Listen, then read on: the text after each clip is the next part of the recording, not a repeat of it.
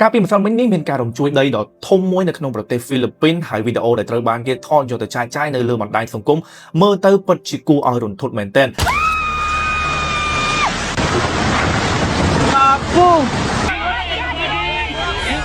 ហើយអ្នកទាំងអស់គ្នាសាកស្រមៃមើលប្រសិនបើអ្នកទាំងអស់គ្នាគឺជាអ្នកធ្វើសំណង់នៅលើអាគារមួយដែលកំពុងតែរងការរំជួយដីតើអ្នកទាំងអស់គ្នាមានអារម្មណ៍រន្ធត់បែបម៉េចទៅលោកហើយនៅក្នុងហេតុការណ៍នោះមនុស្ស35នាក់បានបាត់បង់ជីវិតហើយច្រើនអ្នកទៀតបានរងរបួសចំណែកឯអាគារមួយចំនួនបានរលំខ្ទេចខ្ទីគ្មានសល់អ្វីទាល់តែសោះបន្ទាប់ពីការរំជួយដីកម្រិត 7.8 នៅក្នុងប្រទេសហ្វីលីពីននៅខែមិថុនាថ្ងៃទី8គឺម្សិលមិញនេះឯងវាមិនត្រឹមតែជាការរំជួយដីដ៏ខ្លាំងបំផុតមួយដែលកើតឡើងនៅក្នុងប្រទេសនេះទេបន្ទាប់ពី40ឆ្នាំប៉ុន្តែវាហាក់បីដូចជាចៃដន្យពេកដែលកើតឡើងនៅចំថ្ងៃចូលវិស្វកម្មថ្មីរបស់សិស្សសាលាមត្តេយ្យហើយការរំជួយដីនេះក៏បានបង្កឲ្យមានរលកយក្សស៊ូណាមីកម្ពស់ 4.6 ហ្វីតដែលអាចនឹងរាលដាលដល់ប្រទេសមួយចំនួនដូចជាជប៉ុន ឥណ្ឌូនេស៊ីនិងអូស្ត្រាលីជាដើម